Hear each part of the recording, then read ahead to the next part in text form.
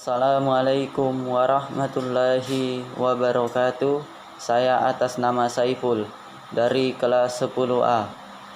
Nomor absen 28. Pada kesempatan kali ini saya akan menjelaskan tugas kegiatan perlindungan hutan yang ada pada bagian D, yaitu pokok bahasan materi penyuluhan kehutanan.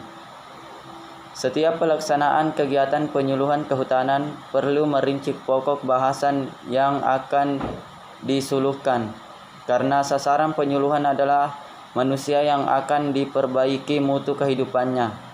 Oleh karena itu, pokok bahasan di dalam kegiatan penyuluhan kehutanan tidak hanya cukup dibatasi kepada hal-hal yang berkaitan langsung dengan kegiatan yang harus dikerjakan, tetapi juga mencakup hal-hal yang berkaitan dengan upaya perbaikan kesejahteraan kekeluarganya dan hal-hal yang berkaitan dengan kehidupan yang harus dihadapi di tengah-tengah masyarakat. Usaha tani bukanlah sekedar kegiatan bertani untuk menghasilkan suatu produk, merupakan suatu sistem produksi yang memadukan unsur-unsur manusia sebagai pribadi, pengelola, dan sekaligus juru tani. Modal, tenaga kerja termasuk pengetahuan dan keterampilan, sumber daya alam, kelembagaan, dan didukung oleh sarana prasarana yang memadai. Oleh karena itu, materi pokok bahasan yang perlu disampaikan oleh seorang penyuluh kehutanan kepada masyarakat sasarannya harus mencakup banyak hal, baik berkaitan langsung dengan kegiatan bertani, pengelola usaha tani, pengelola rumah tangga petani, kelembagaan petani, maupun politik pembangunan kehutanan. Ternyata menghasilkan beberapa pokok bahasan berikut, yaitu A. Ilmu budaya hutan yang tidak hanya diberikan petunjuk atau informasi tentang apa-apa yang harus dikerjakan, tetapi juga mencakup mengapa, bagaimana, kapan, dan di mana kegiatan itu harus dilaksanakan agar dapat menaikkan hasil fisik. Harus diperhatikan hal-hal berkaitan dengan kegiatan produksi yang mencakup, yaitu 1. Teknik budaya tanaman, 2. Pemilihan benih atau bibit unggul, 3. Perlindungan tanaman termasuk ancaman kebakaran hutan, 4. Penggunaan sarana produksi. B. Ekonomi kehutanan yang terutama diarahkan kepada perbaikan pengelolaan usaha tani yang lebih efisien agar dapat lebih memberikan manfaat ekonomi. Pendapatan keuntungan yang tinggi termasuk dalam ilmu ekonomi kehutanan adalah yaitu 1. Pengelola usaha tani hutan, 2. Ekonomi produksi, 3. Pemasaran hasil atau kemitraan usaha, 4. Pembiayaan atau analisis usaha tani, 5. Perencanaan dan evaluasi, 6. Akuntansi, 7. Kewirausahaan. Ilmu pengelolaan rumah tangga. C. Ilmu pengelolaan rumah tangga petani.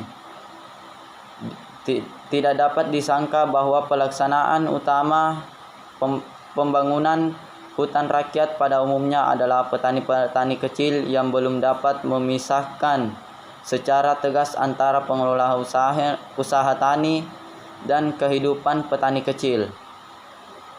Selalu dapat dijumpai adanya kenyataan bahwa kegiatan usaha tani merupakan kegiatan rumah tangga secara keseluruhan. Dalam pengelolaan rumah tangga petani yang mencakup, yaitu 1. Pengelolaan tentang makna dan hubungan antara usaha tani dengan ekonomi rumah tangga sebagaimana dikemukakan dalam gambar.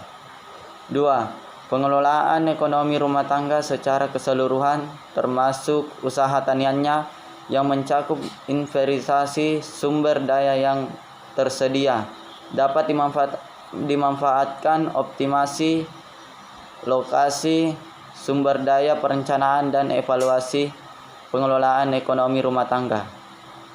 Bagian D. Kelembagaan petani. Berbeda dengan golongan masyarakat yang lain, masyarakat desa hutan pada umumnya masih memiliki hubungan sosial yang sangat erat kaitannya suatu dengan hal lain, bukan saja karena masih memiliki hubungan keterlibatan dalam suatu sistem keluarga luas atau extended family. Politik pembangunan kehutanan. Disampaikan pokok-pokok bahasan yang telah disebut di atas. Selain penyuluhan kehutanan, harus pula diperhatikan pokok bahasan yang mencakup politik pembangunan kehutanan yang sedang dilaksanakan oleh pemerintah. Termasuk dalam bahasan ini adalah ada 3 bagian, yaitu yang pertama, peranan pembangunan kehutanan dalam pembangunan nasional. Kedua, peran tanggung jawab dan kewajiban yang dipenuhi oleh setiap petani hutan. Yang ketiga, kebijakan-kebijakan dan kemudahan-kemudahan yang disediakan pemerintah bagi pembangunan kehutanan. Cukup itu sekian yang dapat saya jelaskan pada kesempatan kali ini. Mohon maaf apabila ada kesalah kata yang saya ucapkan.